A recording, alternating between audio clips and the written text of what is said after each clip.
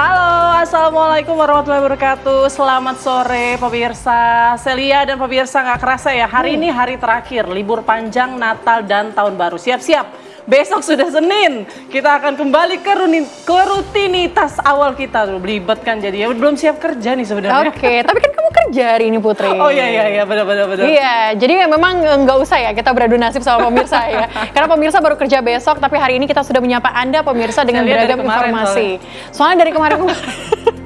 Duh, gimana sih Putri? Udah langsung saja kita ada informasi apa sih hari ini di Apa Kabar di Syakir Pekan? Hari ini tuh hari terakhir kan, libur panjang Natal dan Tahun Baru. Jadi hari ini tuh orang-orang yang mau balik ke Jakarta itu meningkat, melonjak di stasiun Pasar Senen, di Bandara Soekarno-Hatta. Itu jumlah pemudik yang balik ke kampungnya Jakarta itu hari ini lumayan padat, pemirsa. Lumayan padat di Ros lagi, bukan?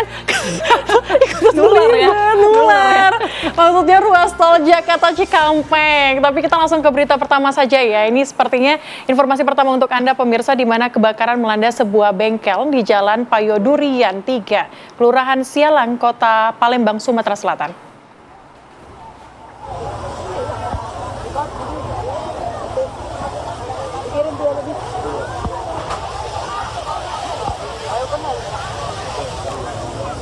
Api diduga berasal dari mesin blower yang mengeluarkan percikan api saat karyawan bengkel sedang melakukan pengecatan mobil. Api yang dengan cepat membesar sempat membuat panik warga sekitar, dan untuk memadamkan api, 5 mobil pemadam kebakaran diterjunkan ke lokasi. 3 unit mobil dan 1 sepeda motor juga ikut terbakar.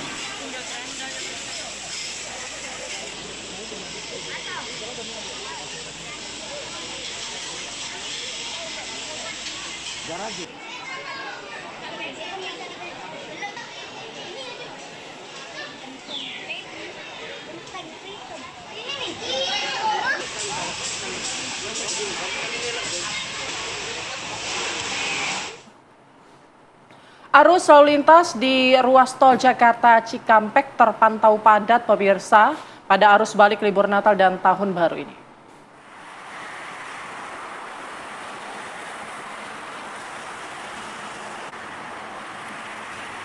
Kendaraannya didominasi mobil pribadi ini bergerak dari arah Cikampek menuju Jabodetabek dan sekitarnya. Kondisi ini terpantau di ruas kilometer 55 wilayah Kelari, Kerawang, Jawa Barat. Meski terlihat padat, namun laju kendaraan masih bisa bergerak di bawah 70 km per jam. Diprediksi, puncak arus balik libur Natal dan juga Tahun Baru akan terjadi pada Minggu malam.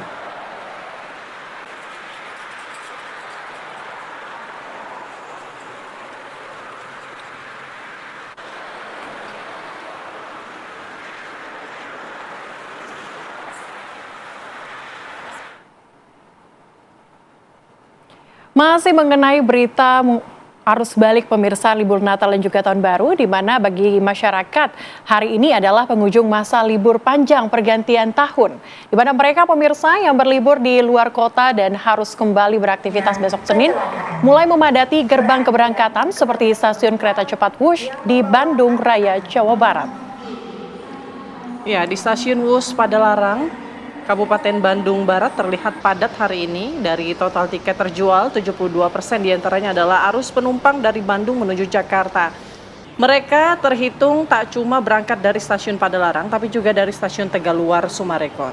KCIC mencatat hari ini adalah puncak arus balik penumpang Wush. Dan hingga Minggu siang tercatat 11.000 tiket terjual, dan jumlah itu masih bertambah hingga jadwal Wush terakhir dari Bandung, yaitu pukul 21:25 waktu Indonesia Barat. Api cepat nomor G1042 dari Tegaluar, Sumarekon menuju ke Halim akan segera. Arus balik libur Tahun Baru juga masih terjadi di stasiun Pasar Senen, Jakarta Pusat.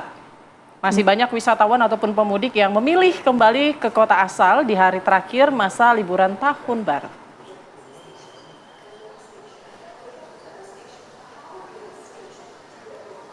Stasiun Pasar Senen ramai pengunjung yang berangkat maupun yang tiba sejak Minggu pagi. Kepadatan terus terjadi hingga siang ini. Terdata total ada lebih dari 29.000 penumpang hilir mudik di sini. Terdiri dari 14,9 ribu penumpang yang tiba dari luar Jakarta dan 14,3 ribu penumpang yang berangkat dari stasiun Senen meninggalkan Jakarta.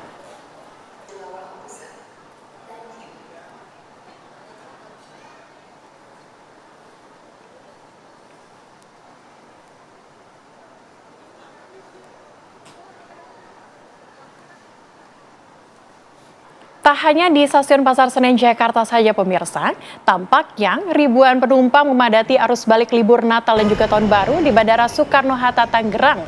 Kebanyakan penumpang memilih kembali hari ini karena esok sudah mulai kembali beraktivitas. Penumpang yang tiba didominasi dari 5 kota besar seperti Bali, Medan, Makassar, Surabaya, dan Yogyakarta. Berdasarkan data pengelola bandara, lonjakan penumpang arus balik ini terjadi pada hari ini berjumlah 189.000 atau naik 35% jika dibanding hari biasa. Dengan rincian 104.000 penumpang datang dan 85.000 penumpang yang berangkat. Jumlah pergerakan pesawat tembus 1.198 penerbangan.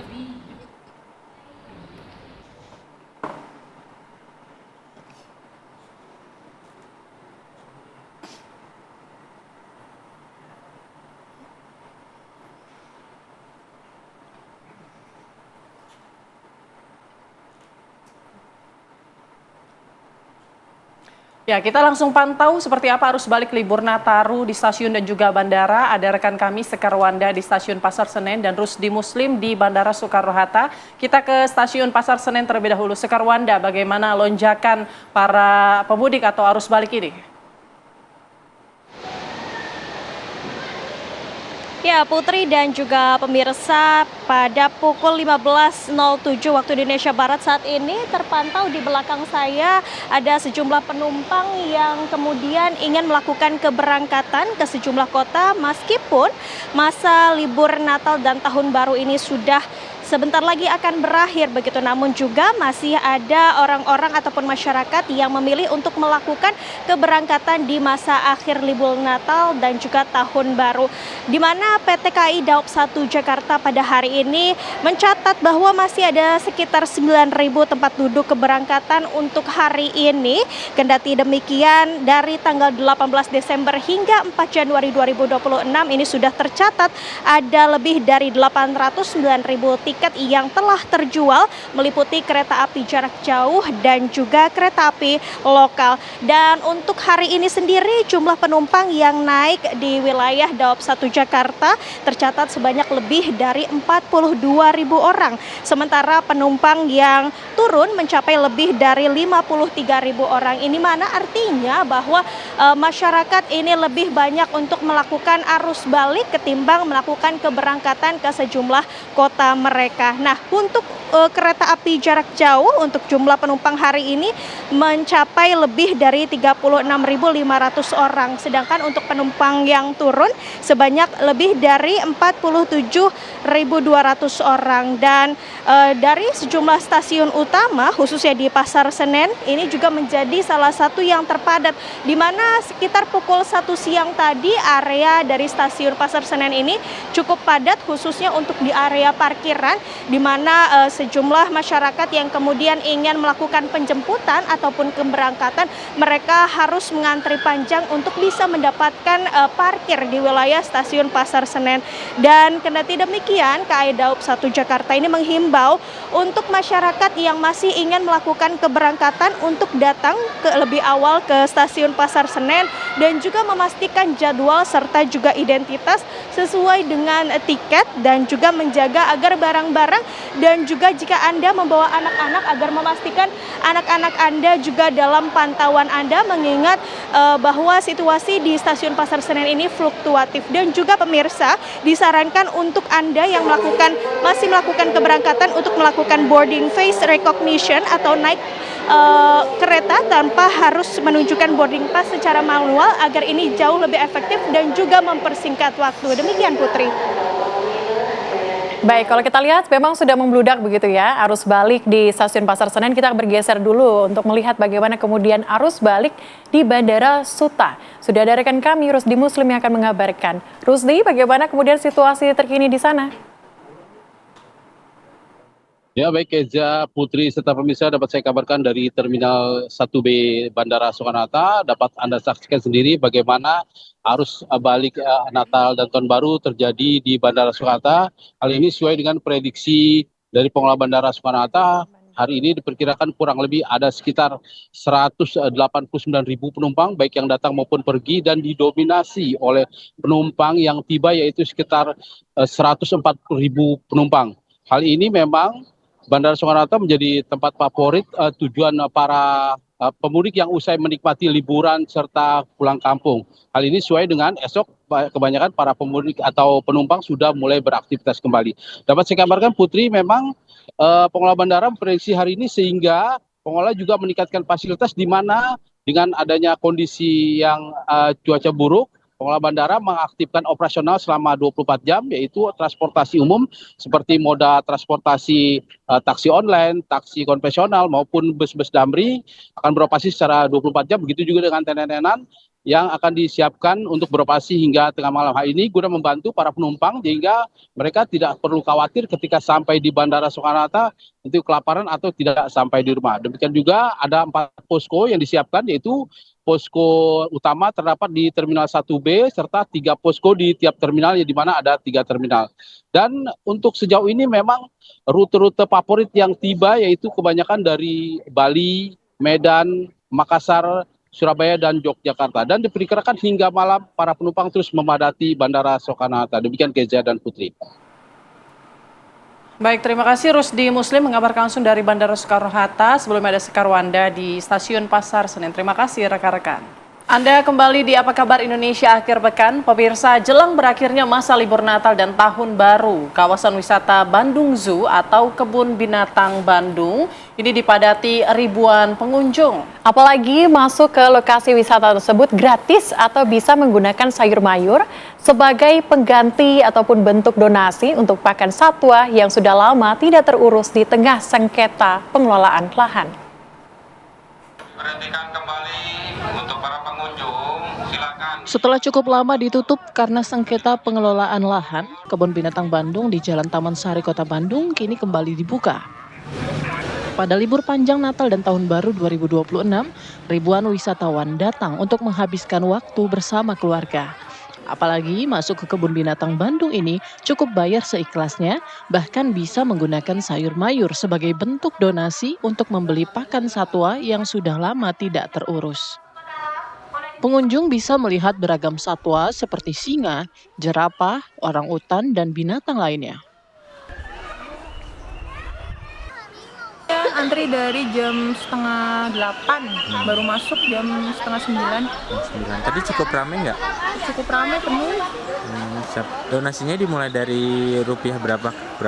Kalau donasinya kurang tahu ya seikhlasnya, tapi ada yang bervariasi sih, mulai dari 5.000 kalau nggak salah. Siap. Ini baru pertama kali atau gimana? Dulu sebelumnya pas masih kecil, makanya nostalgia sama anak kesini, sama suami. Libur Natal itu lonjakannya luar biasa kan, jadi kita rata-rata perharinya itu sekitar 10.000 pengunjung masuk. Jadi ya ini efek dari statement pemerintah kota yang menyatakan ini sebagai ruang terbuka hijau yang boleh dikunjungi oleh masyarakat tanpa tiket. Di tempat wisata ini, para pengunjung tak lupa untuk mengabadikan momen liburan dengan berfoto bersama keluarga dengan latar belakang satwa. Sementara sebagian lainnya terlihat melakukan aktivitas piknik di area taman. Dari Bandung, Jawa Barat, Cepi Kurnia, TV One mengabarkan.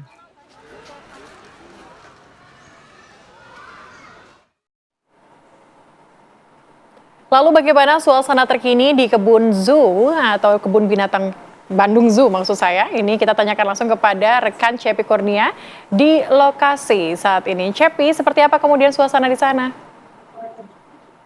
Ya baik Celia, Putri, dan pemirsa TV One. Sore ini saya sedang berada di kawasan Kebun Binatang Bandung Zoo di Jalan Taman Sari, Kota Bandung. di mana memang tadi sejak pukul 7 sampai siang tadi itu cukup padat para pengunjung wisatawan, khususnya wisatawan dari Bandung Raya dan sekitarnya yang berwisata bersama keluarga ke Bandung Zoo ini melihat satwa-satwa yang ada di sini. Tadi memang sempat terjadi kepadatan yang luar biasa, sekitar ribuan yang hendak masuk para wisatawan untuk berlibur ke sini. Bahkan untuk tiketnya sendiri itu digratiskan atau hanya sekelas untuk memberi pakan. Dan untuk saat ini masih ada wisatawan yang memang di Bandung Zoo tutup sampai pukul 15.00 dan saat ini saya sedang berada di tempat satwa harimau benggala. Nah, ini masih ada beberapa wisatawan yang melihat-lihat bersama keluarganya bersuap foto bersama harimau. Kak, punten, dengan siapa namanya Kak? Aku Nisa. Nisa. Ini kenapa? Ini kan bentar lagi libur usai nih. Kenapa memilih ke Bandung? Tadi kan sempat padat-padatan. Karena kebetulannya untuk saat ini Bandung Zoo itu kan sedang gratis dan juga menjadi liburan yang edukasi untuk anak-anak. Karena kan di setiap hewan dan hewan-hewannya itu kan ada papan petunjuk. Jadi kan banyak edukasi untuk kita dipelajari lagi. Ini bersama keluarga lagi lihat satwa apa nih? Satwa harimau. Harimau itu. Tadi cukup banyak juga nggak satwanya di sana atau gimana? Banyak banget ya di sini, lumayan agak komplit juga, dari jerapah, ada unta juga, ada harimaunya juga banyak yang lainnya, gak cuma satu jenis kingdomnya, banyak yang lain, terus ular juga banyak yang. Kak, tadi kan masuknya gratis, bahkan ada yang bawa sayur. Untuk kakak sendiri gimana tuh tadi? Saya masuki itu uangnya tuh seikhlasnya kan, karena kalau misalkan waktu bayar itu untuk hari weekendnya 50.000 dan weekendnya 60.000 dan weekday-nya 50.000. Artinya cukup dibantu ya dengan gratis ya. Ya, jadi cukup terbantu juga untuk yang ingin berliburan. Siap, selamat berliburan bersama keluarga. Nah, itulah Putri Celia tadi bincang saya dengan salah satu pengunjung asal Bandung yang memang tadi berkeliling bersama keluarganya bersuap foto di tempat saya mengabarkan ini, harimau benggala yang tadi cukup menjadi daya tarik bagi para wisatawan untuk bersuap foto mengabdikan masa libur yang hari ini terakhir. Begitu Putri dan Celia. Baik, terima kasih Cepi Kurnia melaporkan langsung dari Kebun Binatang Bandung. Selamat melanjutkan keseruannya di sana. Dan pemirsa, kita hadirkan informasi lainnya untuk Anda, di mana satu jenazah diduga berjenis kelamin laki-laki ditemukan terapung di perairan Pulau Rinca pada Minggu pagi.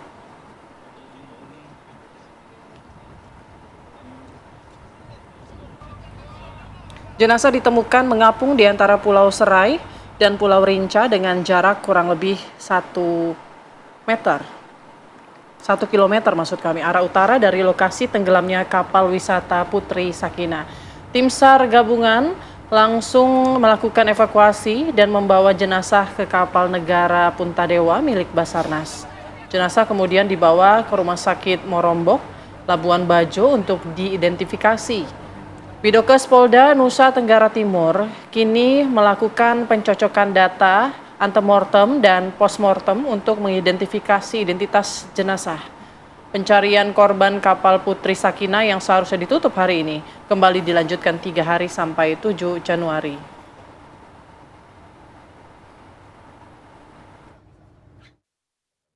Bahwa memang betul itu adalah salah satu dari korban yang mengalami kapal tenggelam KM Putri Sakinah 2 yang terjadi pada tanggal 26 Desember 2025. Dari hasil identifikasi yang disampaikan itu atas nama Martin Karius Fernando, di mana jenis kelamin laki-laki dengan umur 44 tahun. Anda kembali bersama kami di Apa Kabar Indonesia Akhir Pekan, pemirsa. Sebulan lebih pasca banjir bandang dan tanah longsor, masih banyak sekolah yang ditimbun lumpur tebal. Salah satunya wilayah Kecamatan Tuka, Kabupaten Tapanuli Tengah, Sumatera Utara.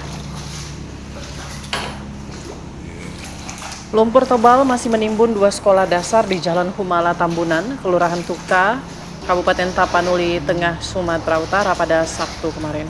Di belakang sekolah ini merupakan sungai Aik Godang, sehingga sekolah Porak-Poranda dihantam banjir bandang pada Selasa 25 November tahun lalu. Namun karena banyaknya material lumpur yang tebal menimbun sekolah, baik ruangan kelas, ruangan guru, perpustakaan, serta halaman sekolah, proses pembersihan pun masih memakan waktu lama.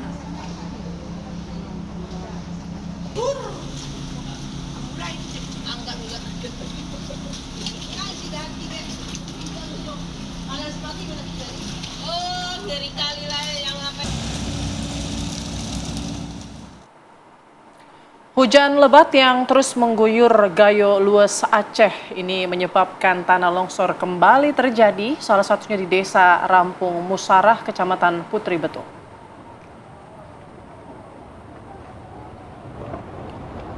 Beginilah detik-detik terjadinya longsor di wilayah Desa Rampung Musarah, Kecamatan Putri Betung yang terekam jelas oleh warga dari pemukiman penduduk. Diketahui longsoran tersebut menutupi badan jalan penghubung Gayo Lues menuju Aceh Tenggara. Sebelumnya, akses jalan dari Kabupaten Gayo Lues menuju Aceh Tenggara sudah terhubung, walau hanya darurat, tapi sudah dapat dilalui kendaraan roda 4, namun kini kembali terputus akibat tertutup material longsor.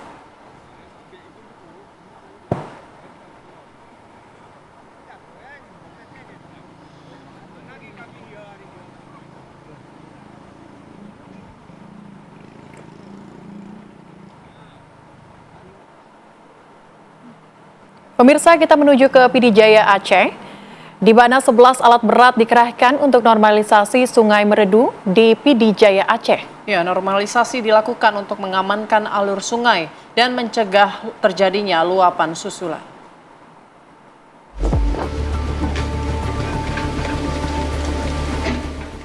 Normalisasi Sungai Meredo di PD Jaya Aceh terus dilakukan sebagai upaya mengurangi sedimentasi dan mengamankan alur sungai serta mencegah terjadinya luapan susulan ke permukiman penduduk pasca bencana banjir bandang. Pekerja menggunakan alat berat, menata material dan membersihkan sungai dari kayu dan timbunan lumpur yang terbawa banjir bandang. Sebanyak 11 unit alat berat dikerahkan untuk mempercepat normalisasi Sungai Meredo. Jenis pekerjaan yang kita lakukan saat ini membuka akses kembali jalur sungai yang tertutup dampak banjir di akhir November lalu. Saat ini BWS telah melakukan pekerjaan sepanjang 1 km pembukaan akses kembali jalur sungai. Kegiatan normalisasi Sungai Meredo telah berlangsung selama 2 pekan dan ditargetkan akan rampung pekan depan. Dari PD Jaya Aceh, Saiful MDA TV One mengabarkan.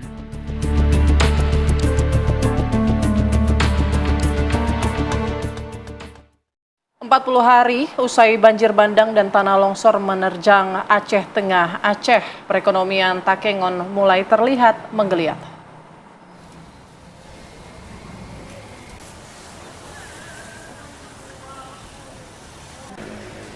Lebih dari sebulan, jalan menuju Takengon terisolasi akibat bencana pada November lalu. Namun kini, sebagian besar jalan yang terputus sudah kembali tersambung. Nadi perekonomian masyarakat pun mulai kembali berdenyut dengan pembukaan kembali Pasar Paya Ilang Takengon. Namun di awal pembukaan pasar ini, belum semua pedagang kembali beraktivitas. Sebagian besar dari mereka mengaku sudah kehabisan modal sehingga kewalahan menghadapi harga pangan termasuk sembako yang masih tinggi. Normal kasih ngulak bu.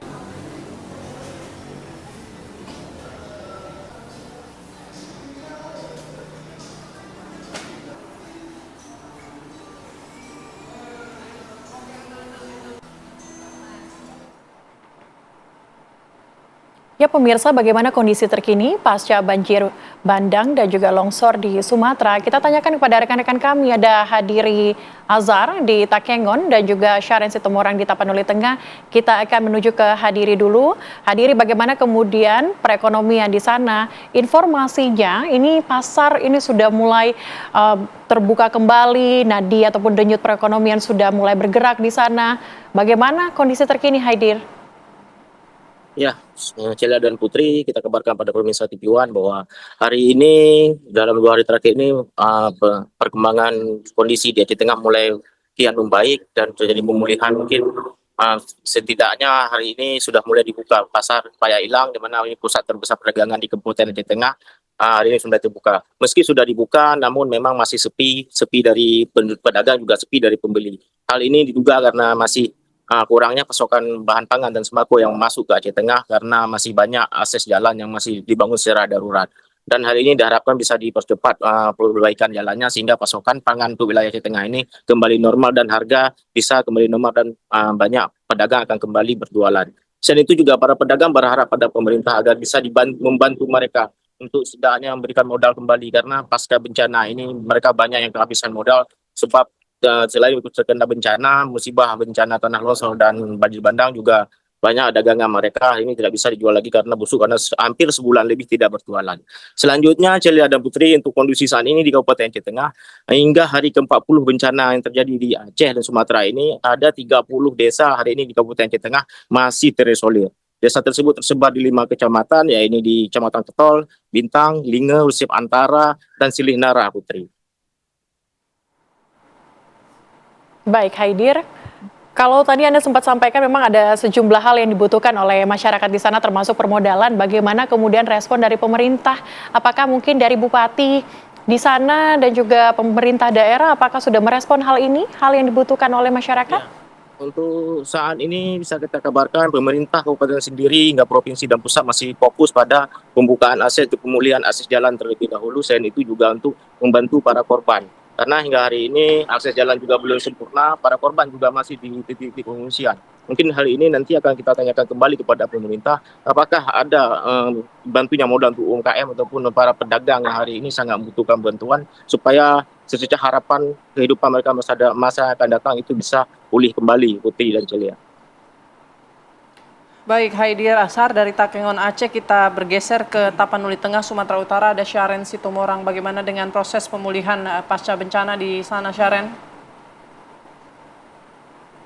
Ya, baik Putri dan Celia di studio dan pemirsa dari Sumatera Utara, tepatnya saya dari Kabupaten Tapanuli Tengah, tempat saya mengabarkan saat ini merupakan salah satu sekolah darurat yang dibangun minggu lalu, tapi sampai sekarang memang belum selesai dikerjakan mengingat karena faktor cuaca yang turut mengganggu proses pembangunan. Kemudian juga soal bahan-bahan bangunan seperti atap rumbia. Ini merupakan sekolah darurat SD Negeri 157623 Pagaran Honas di Kecamatan Badiri yang memang sekolah ini dibangun tepatnya berada di area pos lapangan pengungsian terpadu di Kecamatan Badiri. Jadi para siswa yang di Desa Pagaran Honas memang yang berada di pengungsian sehingga dilakukan pembangunan sekolah darurat di area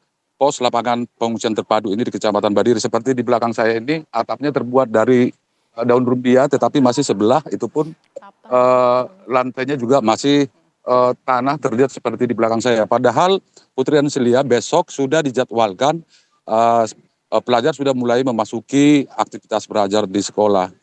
Selain daripada pembangunan sekolah darurat ini, ada beberapa sekolah lainnya di Kabupaten Tapanuli Tengah memang masih kondisinya memprihatinkan karena masih tertimbun material lumpur yang tebal, termasuk itu di wilayah Kecamatan Tuka dan daerah-daerah lainnya di Kabupaten Tapanuli Tengah. Kemudian juga bahwa tercatat ada 268 unit sekolah di Kabupaten Tapanuli Tengah memang yang terdampak bencana yang terjadi pada 25 November 2025 lalu. Selain pembangunan sekolah darurat, nantinya juga besok akan dilakukan proses belajar di tenda darurat yang ada tersebar di beberapa titik di Kabupaten Tapal Tengah, termasuk di Kecamatan Badiri, kemudian juga di Kecamatan Tuka. Sementara itu yang dapat kami sampaikan dari Tapal Tengah. Kembali ke studio, Celia. Baik, Syaret, bagaimana kemudian dengan fasilitas proses belajar mengajar mulai dari buku dan juga media yang digunakan? Apakah memang sudah difasilitasi dan disiapkan? Nah, terkait mobiler atau buku-buku pelajar ini, tadi kita lihat sempat di areal pos lapangan pengungsian di Kecamatan Badiri ini, sore ini juga akan dilakukan pembagian buku kepada para pelajar yang akan mengikuti proses belajar besok. Mungkin itu yang bisa kami sampaikan dari perkembangan terbaru yang dapat kami sampaikan untuk Putri dan Celia. Baik, terima kasih banyak informasinya Syaren Situmorang dari Tapanuli Tengah, Sumatera Utara, dan Haidir Azhar dari Takengon, Aceh. Selamat bertugas kembali rekan-rekan. Anda kembali bersama kami di Apa Kabar Indonesia akhir pekan. Pemirsa, bertahan hidup di wilayah terpencil tidak bisa dilakukan semua orang. Namun seorang ibu dan bayinya di Garut, Jawa Barat berhasil melampaui beragam rintangan untuk menjalani kehidupan baru.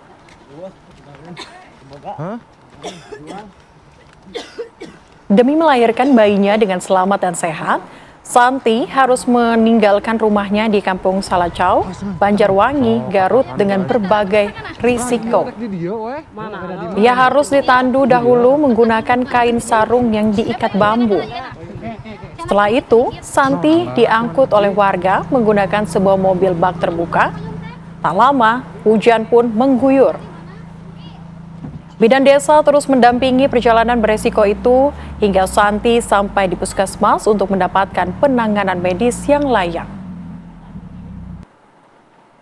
Persalinan berlangsung lancar dan aman. Hingga tak lama usai persalinan di rumah sakit, Santi diizinkan dokter untuk pulang. Memang seharusnya Santi saat itu diangkut menggunakan ambulans. Namun, di saat yang bersamaan, ambulans desa sedang digunakan untuk mengangkut pasien lainnya.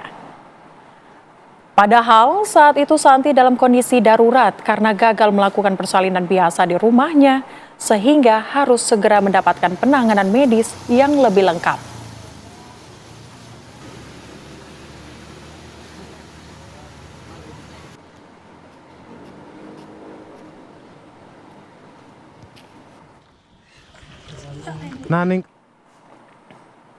Pemirsa, kita beralih ke informasi lainnya dari Cilegon, Banten, di mana polisi Banten menangkap pelaku pembunuhan terhadap seorang anak politisi Partai Keadilan Sejahtera yang terjadi di Cilegon, Banten. Ya, pelaku kali ini ditangkap saat hendak beraksi di rumah anggota PKS lainnya yang merupakan mantan anggota DPRD Kota Cilegon.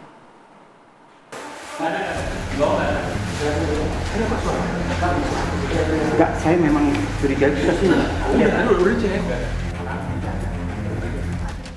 Polisi Banten mendapatkan laporan dari rumah politisi PKS Roy Sudin Sayuri bahwa telah terjadi upaya pencurian di rumah mantan anggota DPRD Kota Cilegon tersebut.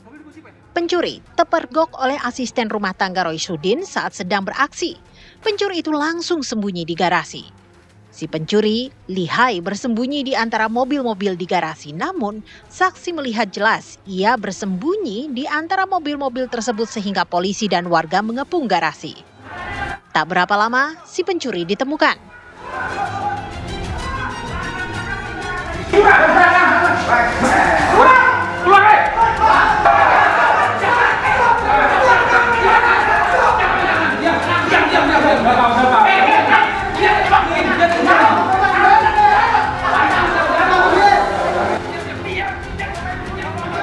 Polisi mencoba melindungi pelaku dari amukan massa yang geram karena mereka tahu selain mencuri, pelaku juga merupakan pembunuh dari Muhammad Axel Harman Miller, anak politisi PKS lainnya di rumah mewah Kompleks Bukit Baja Sejahtera 3, 16 Desember lalu.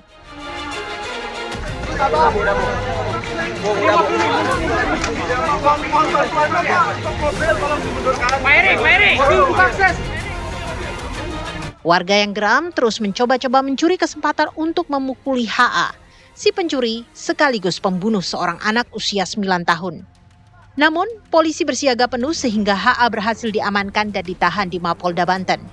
Kini, HA sedang menjalani interogasi intensif untuk mengungkap pembunuhan anak politisi PKS, Maman Suherman. Pelakunya spesialis curi rumah, curat ya, pencurian dengan pemberatan rumah-rumah yang dianggap kosong. Dan sasarannya rumah-rumah yang bagus. Ada kemungkinan tersangka lain bertambah, Bang? Nggak ada ya.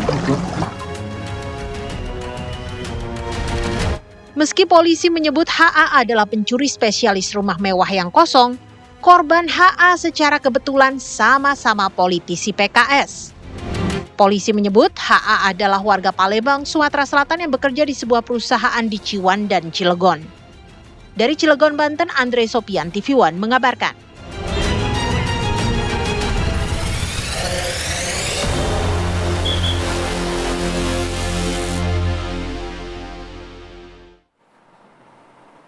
Kita beralih ke informasi lain, pemirsa. Panglima TNI, Jenderal TNI Agus Subianto, dan juga bersama Menteri Pertahanan Republik Indonesia, Jenderal TNI Purnawirawan Syafri Samsudin, menganugerahkan kenaikan pangkat luar biasa kepada 155 prajurit TNI di Timika, Papua Tengah.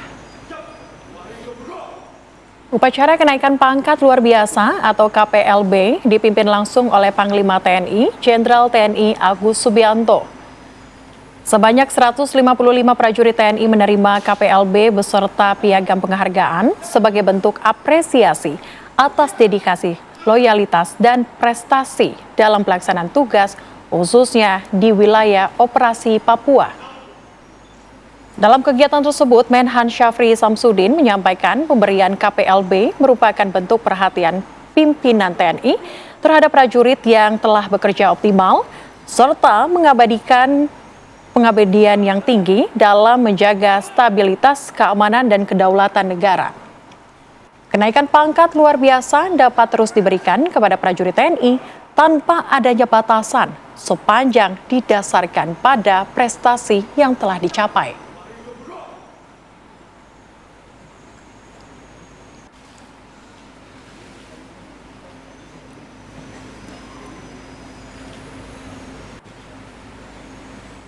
Anda masih di Apa Kabar Indonesia akhir pekan. Pemirsa, Presiden Venezuela Nicolas Maduro tiba di markas Drug Enforcement Administration New York pada Sabtu malam.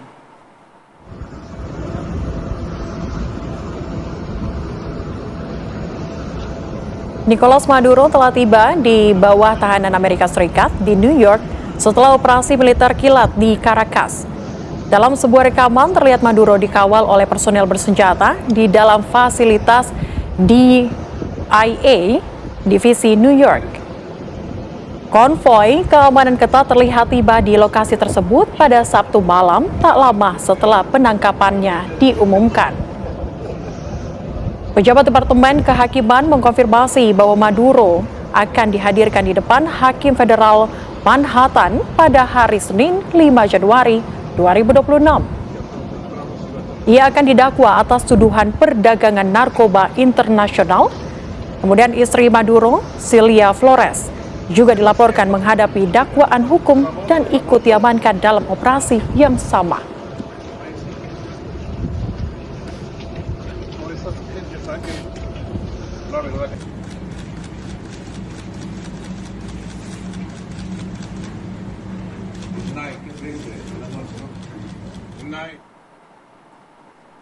Pemirsa, penangkapan Presiden Venezuela Nicolas Maduro diumumkan dengan penuh kebanggaan oleh Presiden Amerika Serikat Donald Trump di akun X-nya. Ya, dalam foto yang diunggah Trump, terlihat Presiden Maduro menggunakan kacamata khusus dengan headphone saat dibawa dengan kapal induk Iwo Jima.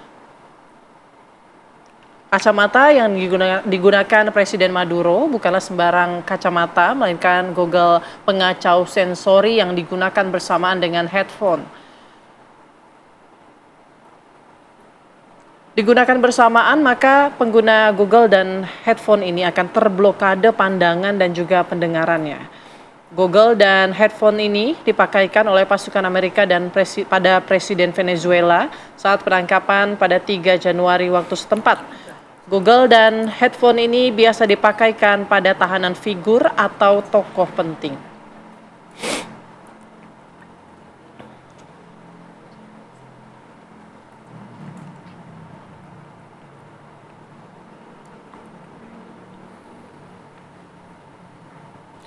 Gelombang kecaman internasional menghantam Washington menyusul operasi militer sepihak yang berhasil menangkap Presiden Venezuela Nicolas Maduro.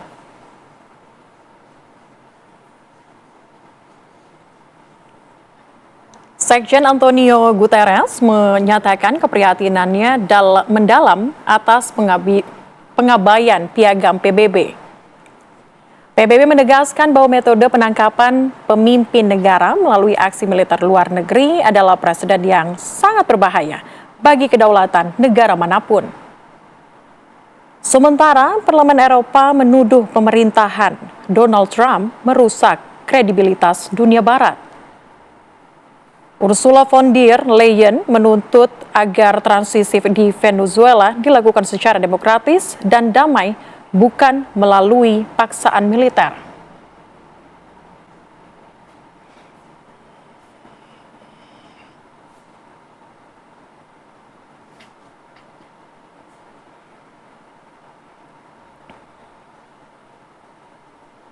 Pemirsa, warga Venezuela yang menyeberang ke Kolombia menunjukkan rasa lega. Ya, reaksi itu muncul setelah Presiden Nicolas Maduro dilaporkan ditangkap oleh Amerika Serikat pasca serangan di sekitar ibu kota Caracas. Sementara itu, pemirsa, personil militer Kolombia juga berjaga-jaga di area penyeberangan untuk menjaga situasi tetap kondusif. Presiden Kolombia, Gustavo Petro, mengecam keras aksi serangan tersebut. Ia menyebut aksi itu sebagai serangan terhadap kedaulatan Venezuela dan Amerika Latin. Ia juga mendorong agar Dewan Keamanan PBB segera menggelar pertemuan darurat.